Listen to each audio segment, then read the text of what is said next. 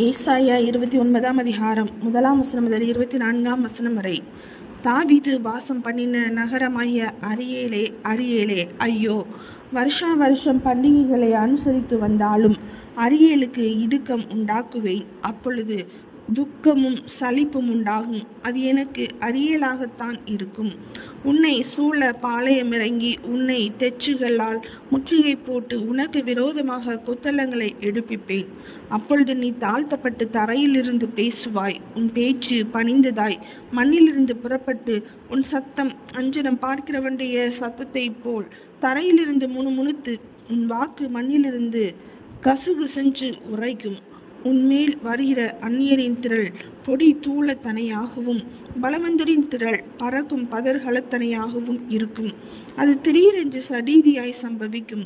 இடிகளினாலும் பூமி அதிர்ச்சியினாலும் பெரிய இறைச்சலினாலும் பெருங்காற்றினாலும் புசலினாலும் பட்சிக்கிற அக்கினி ஜுவாலையினாலும் சேனைகளின் கர்த்தராலே விசாரிக்கப்படுவாய்.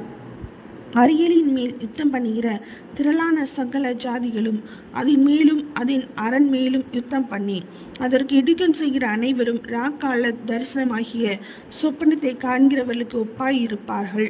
அது பசியாய் இருக்கிறவன் தான் புசிக்கிறதாக சொப்பனம் கண்டும் விழிக்கும் போது அவன் வெறுமையாய் இருக்கிறது போலவும், தாகமாய் இருக்கிறவன் தான் குடிக்கிறதாக சொப்பனம் கண்டும் விழிக்கும் போது அவன் விடாய்த்து தவனத்தோடு இருக்கிறது போலவும் சீயோன் மலைக்கு விரோதமாக யுத்தம் பண்ணுகிற திரளான சகல ஜாதிகளும் இருக்கும்.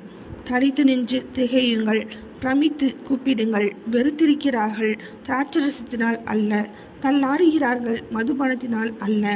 கர்த்தர் உங்கள் மேல் கன நித்திரையின் ஆவியை வரப்பண்ணி உங்கள் கண்களை அடைத்து ஞானதர்ஷிக்காரராகிய உங்கள் தீர்க்கதரிசிகளுக்கும் தலைவர்களுக்கும் முக்காடு போட்டார்.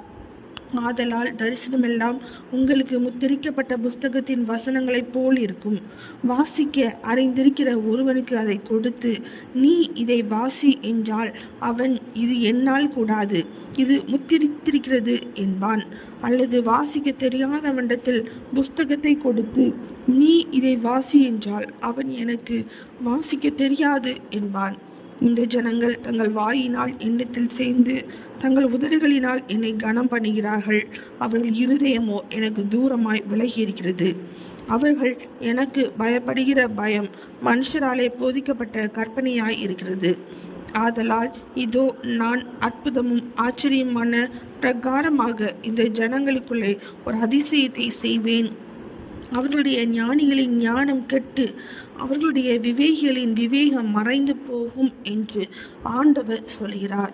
தங்கள் ஆலோசனையை கர்த்தருக்கு மறைக்கும்படிக்கு மறைவிடங்களில் ஒளித்து தங்கள் கிரியைகளை அந்த ஹாரத்தில் நடப்பித்து, நம்மை காண்கிறவர் யார், நம்மை அறிகிறவர் யார் என்கிறவர்களுக்கு ஐயோ!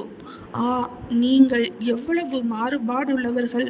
குயவன் களிமண்ணுக்கு சமானமாக எண்ணப்படலாமோ?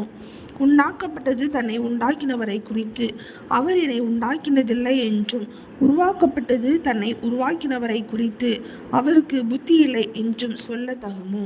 இன்னும் கொஞ்ச காலத்தில் அல்லவோ லீபனோன் செழிப்பான வயல்வெளியாக மாறும்.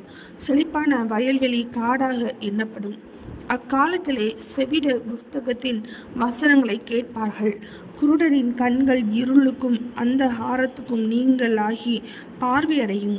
சிறுமையானவர்கள் கர்த்தருக்குள் மிகவும் மகிழ்ந்து, மனுஷரில் எளிமையானவர்கள் இஸ்ரவேலின் பரிசுத்தருக்குள் களி கூறுவார்கள். கொடியன் அற்று போவான், சக்கந்தக்காரன் இல்லாமற் போவான்.